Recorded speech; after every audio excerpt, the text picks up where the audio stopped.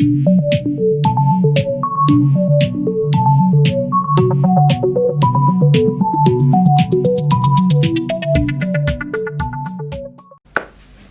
everyone, welcome back to A Couple Books. This is Couple. I did a book haul because I have a slight problem with book buying. I don't stop. I never will stop. And no matter how hard I try and limit myself, it just kind of happens. So apologies to my wallet, but I'm not really that sorry. With that being said, I would like to show you guys some of the books I picked up, and that is so you guys can let me know what I should be picking up first. In this book haul, I picked up a few horror books, a few science fiction books, and a few fantasy books. So let's get started. I'm really excited to show you guys some of these books. I think I'm really stoked for them. I hope you guys have read some of these, so you guys can let me know down in the comments section which one I should be picking up first and which ones you guys are excited for me to read. So yay! The first book is a YA book called There Will Come a Darkness by Katy Rose Poole. This book is supposedly in this world where for generations there were these seven prophets, and these seven prophets kind of like guided people. They were kind of like the world's leaders, and 100 years ago they disappeared and they left a prophecy of a great darkness that is going to come. And when the next prophet arises, this prophet will either bring a redemption or a mass catastrophe to the world. So I don't know what's going to happen. I picked it up literally because people said it reminded them of Leigh Bardugo's work, and she's one of my favorite authors. I read Ninth House by her, which was excellent, which I'll be doing a review for later. But I liked her work so much that when I saw this YA pick come up, I thought I would give it a try. It basically follows 5 people who all come from different walks of life.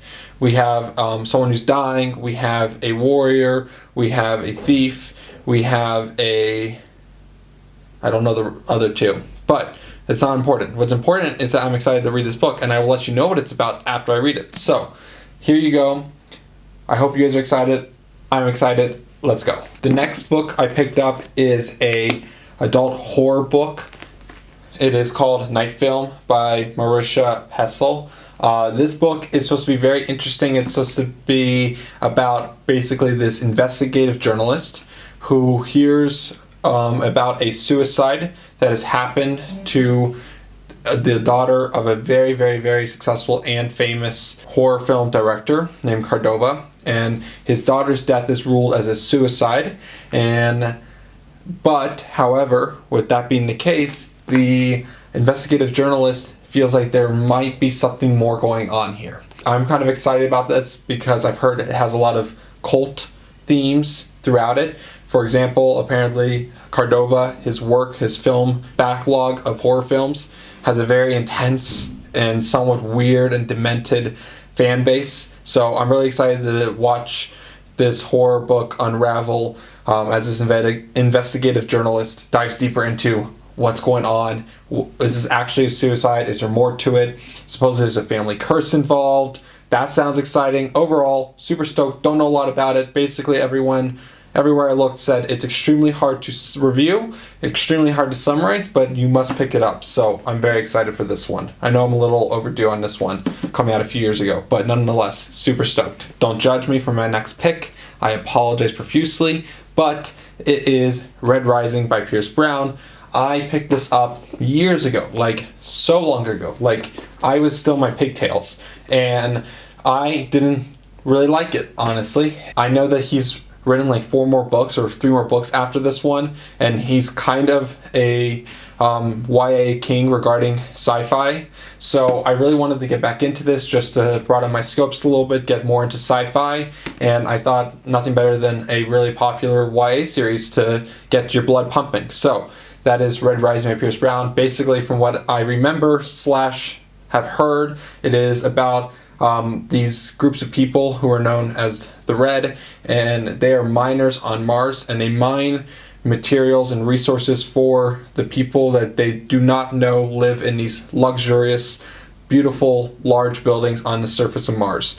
And the Red have slowly started to discover that they are really just slaves and they're used purely for their labor, and that the whole promise that they are contributing to a future golden society has come and gone. The golden society's already on Mars, so what are they there for but slave labor? There are these house games, basically, where all of the ruling houses from throughout the universe all send their children to basically do battle and fight semi to the death to basically claim who is going to be the next ruling house, if I remember correctly. So excuse any errors I'm giving, but I'm super excited. I like the Hunger Games, so little Hunger Games-esque vibes in here. I'm excited to travel back to this world and learn more about it, and hopefully if I like it and don't DNF it again, I will probably pick up the second book afterwards. So that is Red Rising by Pierce Brown. Now, my next book is a fantasy book. I recently discovered the Queens of Renthia series by Sarah Beth Durst, and I've really fallen in love with that world. I'll let you guys know more about it in later reviews, but either way, I do recommend those books to pick up. There's a trilogy out right now, which is complete. She's added another book to her collection within this world, and it is called The Deepest Blue, of course, by Sarah Beth Durst, and this takes place within this world where the spirits of nature, of the trees, of the ground, of the sky are all alive, and they really, really, really hate human beings. Like, they really want to murder them. However, the queen of the land, the queen of the people, is a human being, a woman that has the powers to control and hold back the spirits, hold them back from causing damage or murdering or killing anyone, any of the humans that live out in the wilderness amongst the trees or even in the cities.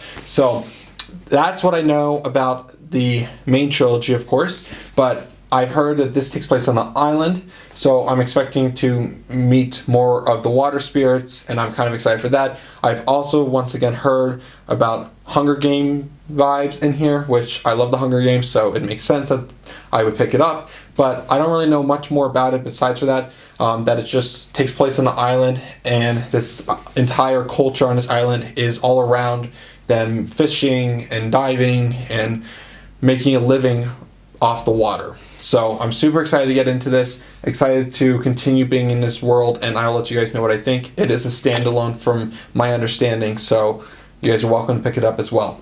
I'll let you guys know what I think. The next book is, don't judge me everyone, please don't. I already get enough judgment from the mirror as is, but I wanted to get this book, Ready Player One by Ernest Cline. This is a sci-fi book. I'm sure everyone in the world knows about this book. It's been made into a movie by Spielberg. It's a fantastic film. I really enjoyed it. I read the book already once, but I read it like when it first came out a few years ago. So I wanted to pick up their new gorgeous limited edition that they have. And the second Ready Player One book is about to drop in a few days. So I had to reread it, and I couldn't find it on my bookshelf. So I had to get a new one. And it's an absolutely gorgeous book, and I'm super excited. It's got a ribbon. So I'm super excited to pick up this book, and I probably will not be dropping a review just because I've read it so long ago, but who knows what's going to happen. So excited to reread this one. Okay, so now time for my next book. Now, you guys might hate me, but I got a book that I've been meaning to read for like, I think upwards of 10 years. I've heard only amazing things about it. It is now being made into a movie, which is putting me on the rush to read it. Also, making this channel has made me more aware that I need to actually read this book, and I can't just keep putting it off due to its size. But I went ahead and I bought the beautiful edition, and I'm super excited to show you guys the Dune book by Frank Herbert. It is absolutely gorgeous. Oh my gosh, it's so beautiful. I don't even want to open it. I kind of want to buy another book. I kind of want to buy another copy of Dune and read that instead and just leave this on the shelf. Perfect. But I'm super excited to get into this.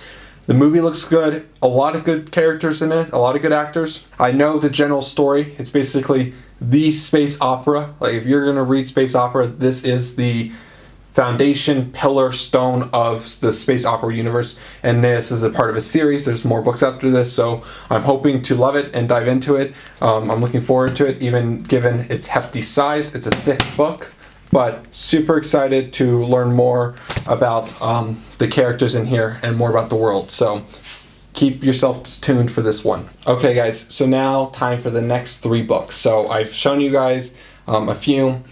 My horror/thriller book. I also picked up 3 complete horror books that don't really that I'm super excited, and I've heard pretty scary things about. I'm super excited to get scared. That's not normal. That's not normal human behavior, but nonetheless, I'm excited. So the first one is by Peter Straub, and that is Ghost Story.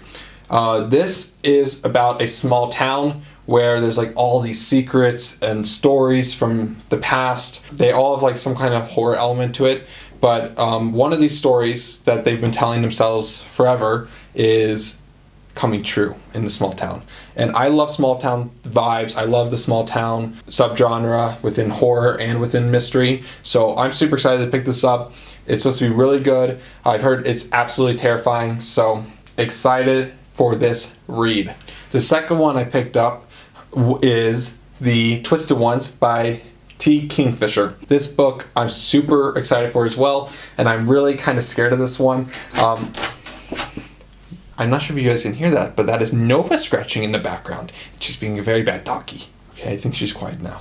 So, the next book I picked up is by Kingfisher, and that's The Twisted Ones. This is about a woman named Mouse, and her dad has asked her to go and clean out her grandmother's house, who has passed away, unfortunately. Now, the interesting thing here is that the grandmother was a hoarder. So, this house is filled to like the brim. Like, have you guys ever seen any of those hoarders TV shows? Like, it is filled to the brim full of stuff. Apparently, she finds something super creepy in there. Yeah, so I'm super excited for this book. She finds a lot of creepy things in there. Her step-grandfather's journal she finds, and she starts reading it, and at first appears to be like the workings of someone who's mentally deranged, but finds out that maybe there's more truth in her grandfather's words than she thought, and that there's actual real horrors happening within and around the house. So I'm excited. It gives me real creepy vibes, just like the whole haunted objects, like family members' houses. I don't know why that freaks me out, but I'm excited. I'm interested. I also love the name Mouse, so it's going to be a joyride for me at least. Okay guys, the last book. Now, I keep spending money on these books because I love books so much, and it's a bad thing. It's not a bad thing to buy books and support your small local bookstores, but it is a bad thing how much money I spend on books by myself. We should all together support the local bookstores, not me by myself. So I'm glad this is the last book, and I am sorry to my wallet, and I apologize to it profusely, and I will not repent because it will happen again probably shortly.